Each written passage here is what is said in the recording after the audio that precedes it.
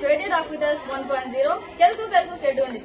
This is RJ Isa and it's me RJ Fabriha. കേരളത്തിൽ ഇപ്പോൾ നന്നായി മഴയൊക്കെ ലഭിച്ചു. നമ്മുടെ സ്കൂളുകൾക്ക് അവധി കിട്ടി. അങ്ങനെ വീണ്ടും അവധിയൊക്കെ കഴിഞ്ഞ് നമ്മൾ സ്കൂളിലേക്ക് തിരിച്ചെത്തിയിരിക്കുകയാണ്.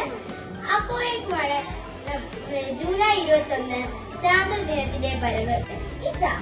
എന്താണ് ചാന്ദ്രദിനത്തെ കുറിച്ച് പ്രേക്ഷകരോട് പറയാനുള്ളത്? മനുഷ്യൻ ആദ്യമായി ചന്ദ്രനിൽ കാലുകുത്തിയതിന്റെ ഓർമ്മയായിട്ടാണ് നമ്മൾ ചന്ദ്രദിനം ആഘോഷിക്കുന്നത്. അങ്ങനെയാണെങ്കിൽ ചന്ദ്രനെ പറ്റി ധാരാളം കെട്ടുകഥകൾ കേൾക്കാറുണ്ടല്ലോ. എന്താണ് അതൊക്കെ? അത് പറഞ്ഞു തരാനാണ് നമുക്കിവിടെ കുറച്ച് ഗസ്റ്റസ് ഉണ്ട്. So we welcome them. First of all we welcome Nadia from 7th B for American Mythology. American പരമ്പരാ കഥകളിൽ ചന്ദ്രനുമായി ബന്ധപ്പെട്ട വിവിധ ദേശത്തെ ജനതകളുടെ അനവധി കഥകളുണ്ട്. ഈ കഥകൾ പലതും പാരമ്പര്യവും സംസ്കാരവും പ്രകൃതിയോടുള്ള ആഴത്തിലുള്ള ബന്ധത്തെ സൂചിപ്പിക്കുന്നു. ഈ കഥകൾ അമേരിക്കൻ ദേശത്തെ ജനതകളുടെ വിശ്വാസങ്ങളും അവരുടെ പരിസ്ഥിതിയോടുള്ള അന്തസ്സും പ്രകൃതിയുമായുള്ള ആഴത്തിലുള്ള ബന്ധത്തെ പ്രകാശിപ്പിക്കുന്നു. ചന്ദ്രന്റെ കഥയിലൂടെ അവർ അവരുടെ ജീവിതത്തിന്റെ മഹത്വവും പ്രകൃതിയിലെ സൗന്ദര്യവും അന്തരപൂർവ്വം ഉൾക്കൊള്ളുന്നു. We welcome Egyptian mythology. Egyptian പുരാണത്തിൽ ചന്ദ്രന്റെ ദേവനായ ഗോൺസ് വളരെ പ്രധാനമാണ്. അദ്ദേഹത്തെ ചന്ദ്രന്റെ ദൈവവും സമയ നിർണയം, രോഗപരിഹാരം, യാത്രയും സംരക്ഷണ ദൈവവും ആയി കണക്കാക്കുന്നു. ഗോൺസിന്റെ കഥ ഹോറസ് ദേവനുമായും തോട്ടിന്റെ ദൈവവുമായും ബന്ധപ്പെട്ടിരിക്കുന്നു. ഗോൺസിന്റെ കഥ ഈജിപ്ഷ്യൻ പുരാണത്തിലെ ചന്ദ്രന്റെ വിശ്വാസങ്ങളും ദൈവികതയും രോഗപരിഹാരവും വിശുദ്ധ യാത്രകളും ദൈവിക ശക്തിയും ഉദാഹരണമായാണ്. ഈ കഥകളുടെ മധുരമായ ദൈവിക പരിഗണനയും സവിശേഷമായി ഈജിപ്ഷ്യൻ സംസ്കാരത്തിൽ നിലനിൽക്കുന്നു. So next of all, we welcome Ria for Sumerian Mythology, grade 6. ചന്ദ്രനുമായി ബന്ധപ്പെട്ട പ്രധാന ദൈവം നന്ന എന്നാണ് അറിയപ്പെടുന്നത്. നന്നാസീൻ എന്നും അറിയപ്പെടുന്നു. ചന്ദ്രദേവതയാണ്. ഇദ്ദേഹത്തെ സൂര്യദേവനായ ഉദുസാസിനയുടെ ദേവനായ ഇന്നന്ന എന്നിവരുടെ പിതാവായും കണക്കാക്കുന്നു. സുമേറിയൻ കാവ്യങ്ങളിൽ ചന്ദ്രദേവതനായ നന്നയും അദ്ദേഹത്തിന്റെ ഭാര്യയായ നിഗലും പ്രധാനമായ രീതിയിൽ പ്രത്യക്ഷപ്പെടുന്നു. അവരുടെയും ഒക്കെ കഥകൾ സൂര്യനും ചന്ദ്രനും ഭൂമിയും ആകാശവും തമ്മിലുള്ള ബന്ധത്തെ പറ്റിയുള്ള നിരവധി കഥകൾ സുമേറിയൻ പുരാണത്തിൽ കാണാം. ജാപ്പനീസ് പുരാണത്തിൽ ചന്ദ്രനുമായി ബന്ധപ്പെട്ട ഒരു പ്രധാന ദൈവം സുഗിയോമിയാണ്. സുഗിയോമി ദൈവമായ ഇസനാഗിയുടെ മകനാണ്. നൈസർഗിക സൗന്ദര്യവും സുതാര്യവും നിറഞ്ഞ ചന്ദ്രനായി സുഗിയോമി കരുതപ്പെടുന്നു.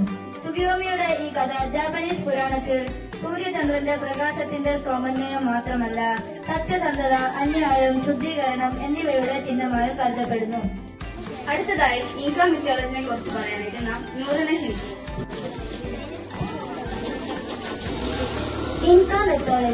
ഇൻക പുരാണത്തിൽ ചന്ദ്രദേവിയായി വരുന്നത് മാമാകില്ല എന്ന ദേവിയാണ്. മാമാകില്ല കർക്കിടയിൽ ഒരു പ്രധാന ദേവതയാണ്. മാമാകില്ലയ്ക്ക് മുൻപരിധിയില്ലാത്ത മഹത്വവും പെണ്ണുങ്ങളുടെ സംരക്ഷ ദേവതയും മാസങ്ങളുടെ ചക്രത്തിന്റെ നിയന്ത്രകയായും അംഗീകരിക്കപ്പെട്ടു.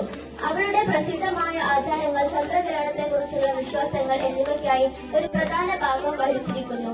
ചന്ദ്രദേവിയായ മാമാകില്ലയുടെ കഥ, ഇൻക ജനതയുടെ ധാർമ്മികത, പ്രകൃതി, പുരുഷ ബന്ധം എന്നിവയുടെ പ്രാധാന്യത്തെ വ്യക്തമാക്കുന്നു. ഹിന്ദു പുരാണത്തിൽ ചന്ദ്രനുമായി ബന്ധപ്പെട്ട നിരവധി കഥകളുണ്ട്. പ്രധാനമായും ചന്ദ്രനിൽ നിന്ന് അറിയപ്പെടുന്ന ദേവനായ ചന്ദ്രദേവനുമായി ബന്ധപ്പെട്ട കഥകൾ വ്യക്തമാണ്.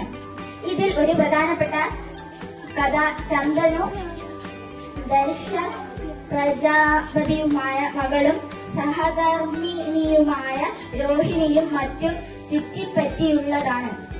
ഹിന്ദു പ്രകൃതിയിലെ ചന്ദ്രന്റെ കഥ പ്രകൃതിയിലെ മാറ്റങ്ങൾ, ദൈവിക കരുതൽ, സ്നേഹത്തിന്റെ ശക്തി എന്നിവയെ പ്രകാശിപ്പിക്കുന്നു.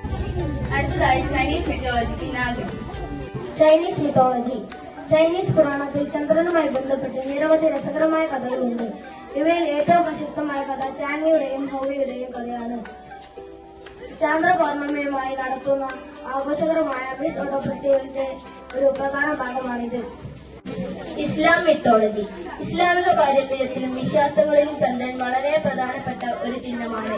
ചന്ദ്രൻ ഹിജ്റ കലണ്ടറിന്റെ അടിസ്ഥാനമായും ഇസ്ലാമിന്റെ പ്രതീകമായും കണക്കാക്കപ്പെടുന്നു. ഇസ്ലാമിക വിശ്വാസങ്ങളിൽ ചന്ദ്രൻ ദൈവിക ശക്തിയുടെ ഒരു പ്രതീകമായി നിലകൊള്ളുന്നു. ചന്ദ്രനുമായി ബന്ധപ്പെട്ട പ്രധാന കഥയാണ് പ്രിയ നബി മുഹമ്മദ് നബി സല്ലല്ലാഹു അലൈഹി വസല്ലമയുടെ ചന്ദ്രവിച്ഛേദത്തിന്റെ സ്പ്ലിറ്റിംഗ് ഓഫ് ദി മൂൺ പ്രതിഭാസം. ചന്ദ്രവിച്ഛേദം. ഇസ്ലാമിക വിശ്വാസപ്രകാരം മുഹമ്മദ് നബി സല്ലല്ലാഹു അലൈഹി വസല്ലമ തന്റെ വിരൽ ചന്ദ്രനെ നോക്കി ചൂണ്ടിയപ്പോൾ ചന്ദ്രൻ 2 ഭാഗങ്ങളായി പിരിഞ്ഞു. ഈ ഭവ്യമായ പ്രതിഭാസം അള്ളാഹുവിന്റെ ശക്തിയിൽ നബി മുഹമ്മദ് സല്ലല്ലാഹു അലൈഹി വസല്ലമയുടെ പ്രവാചകത്വത്തിന്റെ ദൈവികതയിൽ തെളിയിക്കുന്നതായിരുന്നു. So next, Nia for Aztec mythology. Aztec mythology. Aztec പുരാണത്തിൽ ചന്ദ്രന്റെ കഥകൾ വളരെ പ്രധാനമാണ്. ചന്ദ്രനുമായി ബന്ധപ്പെട്ട ഒരു പ്രശസ്ത കഥ ദാക്സിസക്കോട്ടിലെ ദേവനെ കുറിച്ചുള്ളതാണ്. ഈ കഥ സൃഷ്ടി, ത്യാഗം, ദേവതകളുടെ മഹത്വം എന്നിവയെ കുറിച്ച് പറയുന്നുണ്ട്. ഈ കഥ ദേവതകളുടെ മഹത്വവും ത്യാഗത്തിന്റെ പ്രാധാന്യവും വ്യത്യസ്ത ദേവതകൾക്കിടയിലുള്ള മത്സരവും പ്രകാശവും ഇരുളും തമ്മിലുള്ള സമത്വവും അടയാളപ്പെടുത്തുന്നു. ആസ്പെക്ട് ജനതയുടെ സൃഷ്ടി വിശ്വാസങ്ങൾ, ദൈവിക കരുതൽ, നിത്യചക്രം എന്നിവയെ കുറിച്ച് ഈ കഥ പ്രതിപാദിക്കുന്നു. അങ്ങനെയാണ് ആസ്പെക്ട് പുരാണത്തിലെ ചന്ദ്രന്റെ കഥ വളരെ സങ്കീർണവും ആഴത്തിലുമായ ഒരു കഥ. ഗ്രീക്ക് പുരാണങ്ങളിലെ ചന്ദ്രന്റെ ദേവത സെനിൽ ആണ്. മെനെ എന്നും അറിയപ്പെടുന്ന സെനിൽ ടൈറ്റൻസ്, ഹൈപ്പീരിയന്റെയും കെയുടെയും സൂര്യദേവതയായ എലിപ്പോൺസിന്റെയും ഡോൺ ദേവതയായ ലിയോസിന്റെയും സഹോദരിയുമാണ്. സെലിനും ആർടെമിസും ഐക്കന്റുമായി ബന്ധപ്പെട്ടിരിക്കുന്നു. മൂവരും ചന്ദ്രന്റെ ദേവതകളായി കണക്കാക്കപ്പെട്ടിരുന്നു. Thank you all. Norse mythology. Norse പുരാണത്തിൽ ചന്ദ്രൻ മനി ഒരു ദേവനാണ്. മനി സൂര്യദേവനായ സോയിയുടെ സഹോദരനാണ്. മനിയുടെ കഥ നോർസ് പുരാണത്തിന്റെ പ്രഥമമായ സൃഷ്ടികഥകളിൽ ഉൾപ്പെടുന്നു. മനി ആൻഡ് ദി മൂൺ. മനി ചന്ദ്രന്റെ ദേവനായിരുന്ന മനി രാത്രിയിൽ ചന്ദ്രനെ ആകാശത്തിലൂടെ പ്രയാണം ചെയ്യിക്കുന്നതായിരുന്നു. മനി ഒരു വലിയ കർമ്മപഥത്തിൽ നിന്നാണ് ഈ പ്രയാണം നടത്തുന്നത്.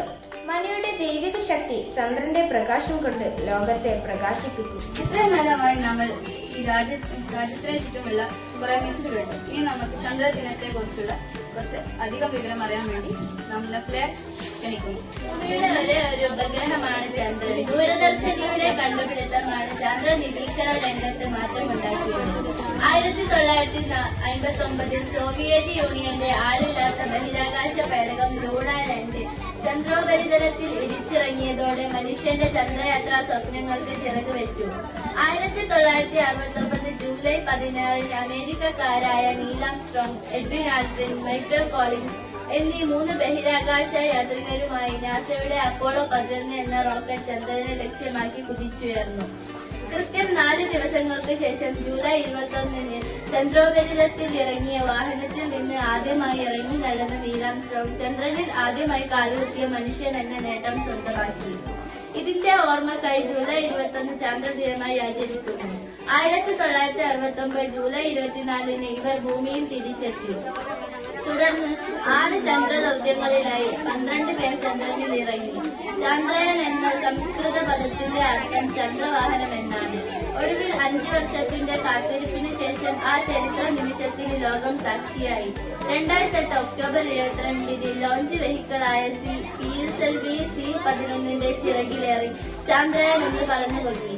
2008 നവംബർ 1 ചന്ദ്രയാൻ 1 ചന്ദ്രനെ ഭ്രമണം ചെയ്യാൻ തുടങ്ങി. നവംബർ 14 മൂൺ ഇമ്പാക്ട് പ്രോബ് എന്ന വാഹനം പേടകത്തിന്റെ ഓർബിറ്റിൽ നിന്നും വേർപെട്ട് ചന്ദ്രോപരിതലത്തിൽ ഇരച്ചിറങ്ങി. 386 കോടിയായിരുന്നു ചന്ദ്രയാൻ 1 ചിലവ്. ചന്ദ്രയാൻ 1 വിജയത്തിനു ശേഷം ഒരുപാട് നാളുകളുടെ പരീക്ഷണങ്ങൾക്കും പരിശ്രമങ്ങൾക്കും ബാക്കിയായി ശ്രീഹരിക്കോട്ടയിലെ സതീഷ് ധവൻ സ്പേസ് സെന്ററിൽ നിന്നും ജൂലൈ 22 രാവിലെ 9:13 ചന്ദ്രയാൻ 2 വിക്ഷേപിച്ചു. GSLV മാർക്ക് എന്ന പേരുള്ള ലോഞ്ച് വെഹിക്കിൾ 16 മിനിറ്റും 14 സെക്കൻഡും കൊണ്ട് ചന്ദ്രയാൻ 2 പേടകത്തെ ഭൂമിയുടെ ഭ്രമണപഥത്തിൽ എത്തിച്ചേർന്നു. 23 ദിവസം ഭൂമിയുടെ ഭ്രമണപഥത്തിലുണ്ടായിരുന്ന ചന്ദ്രയാൻ 2 തുടർന്നുള്ള 7 ദിവസം കൊണ്ട് ചന്ദ്രന്റെ ഉപരിതലത്തിൽ എത്തി. 13 ദിവസം ചന്ദ്രനെ വലം വെച്ച പേടകം ഒടുവിൽ ചന്ദ്രന്റെ ഏറ്റവും അടുത്തെത്തി. പെട്ടെന്നാണ് അത് സംഭവിച്ചത്. ചന്ദ്രന്റെ ഉപരിതലത്തിൽ നിന്നും വെറും 2.1 കിലോമീറ്റർ ഉയരെ വിക്രം ലാൻഡ് എന്ന പേടകവുമായുള്ള സിഗ്നലുകൾ ISROക്ക് നഷ്ടമായി. ചന്ദ്രനിൽ ഇറങ്ങുന്നതിനിടെ തകരാറുകൾ സംഭവിച്ച ആ പേടകം പൊടുന്നനെ ചന്ദ്രനിലേക്ക് കൂപ്പുകുത്തുകയാണ് ചെയ്തത്. ചന്ദ്രൻ 2 ദൗത്യം പാതി വഴിയിൽ നിന്നുപോയതിന്റെ വിഷമം ഒരു ചലഞ്ചായി ഏറ്റെടുത്ത് ISRO 3ാമത്തെ ദൗത്യത്തിന് പദ്ധതിയിട്ടു. അതായിരുന്നു ചന്ദ്രയാൻ 3.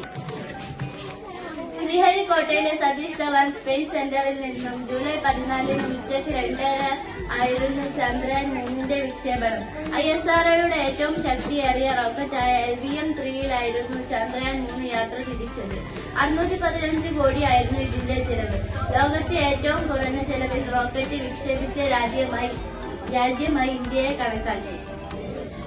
PTM UPSCന്റെ ചന്ദ്രമനുഷ്യൻ.